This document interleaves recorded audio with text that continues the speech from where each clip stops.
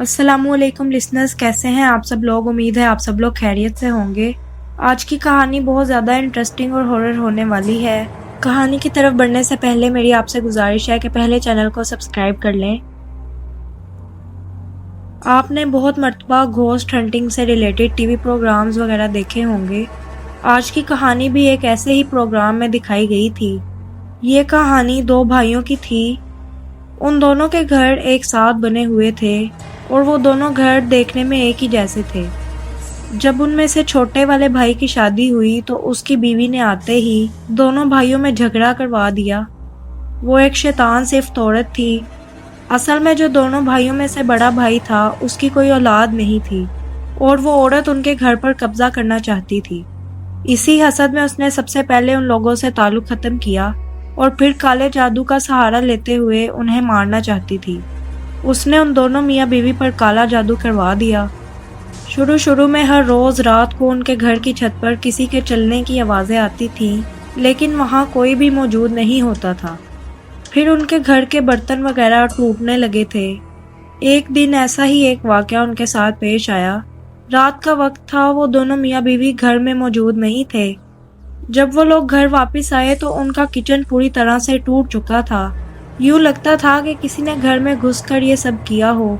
खैर, उन्होंने पुलिस में भी रिपोर्ट वगैरह दी, लेकिन कोई भी सबूत वहाँ नहीं मिल सका। उनका घर पूरी तरह से लॉक था, इसी वजह से घर में कोई भी घुस नहीं सकता था। उसी रात जब वो दोनों सोए तो उनके कमरे का पंखा उन पर आ गिरा। वो दोनों बुरी तरह से जख्मी हो गए। अभी इस वाक़े को कुछ ही दिन गुजरे थे कि उनकी छत से वही कदमों की आवाज़ें आईं। वो लोग ऊपर चले गए। वहाँ पर तो कोई भी मौजूद नहीं था, लेकिन जब वो वापस नीचे आए तो पूरे घर की लाइट्स टूटी हुई थी। उन सब वाक़यात ने उन्हें पूरी तरह से हिला कर रख दिया था। अब एक के बाद एक कोई अजीब वाक़या उनके साथ रोनमा होता था, लेकिन फिर भी उन्होंने अपना घर नहीं छोड़ा और वहीं रहते रहे। कभी उनके घर के कमरों के दरवाजे अपने आप लॉक हो जाते थे तो कभी रात में उनको घुंघरू बजने की आवाज़ें सुनाई देती थीं। उन लोगों का ख्याल था कि उनके घर पर कोई असेब वगैरह का साया है। उन्होंने उन वाक़यात को भी नज़रअंदाज कर दिया था। जब उन लोगों ने उन वाक़यात के बावजूद भी अपना घर नहीं छोड़ा तो उस औरत ने और सख्त जादू उन पर करवाना शुरू कर दिया। कुछ ही अरसे में वो दोनों बहुत ज़्यादा बीमार हो गए थे। फिर उनके किसी जानने वाले ने उन पर होने वाले जादू के बारे में उन्हें बताया। फिर उन्होंने वक्ती तौर पर वो घर छोड़ दिया। हैरानगी की बात थी कि उस जादू करने वाली औरत की अचानक से मौत हो गई थी, लेकिन उनके घर पर फिर भी जिन्नात का कब्जा था और कोई भी वहां दाखिल नहीं हो सकता था। फिर उस शख्स ने उसी घोस्ट हंटिंग टीम को अपने घर बुलाया और सारी बात बताई। उस टीम में टोटल 4 लोग थे। जब रात को उन्होंने अपने कैमरास वगैरह वहां पर सेट किए तो उन्हें भी उस घर की छत पर वही भारी कदमों की आवाज़ें सुनाई दी। वो लोग भागे ऊपर गए। उन्हें एक साया छत की दीवार पर बैठा दिखाई दिया और वो जब उसके करीब गए तो वो वहां से गायब हो गया। इतनी देर में नीचे से कुछ टूटने की आवाज़ें आने लगी। वो लोग फौरन नीचे आ गए। नीचे भी कुछ भी उन्हें दिखाई नहीं दिया, लेकिन उन्हें इर्द गिर्द किसी की मौजूदगी का एहसास होता रहा। फिर अचानक से एक कमरे का दरवाज़ा बजने लगा। जब वो उस दरवाजे को खोलने लगे तो वो अंदर से लॉक था, लेकिन अंदर तो कोई भी मौजूद नहीं था। फिर वो दरवाज़ा एकदम से खुद ही खुल गया।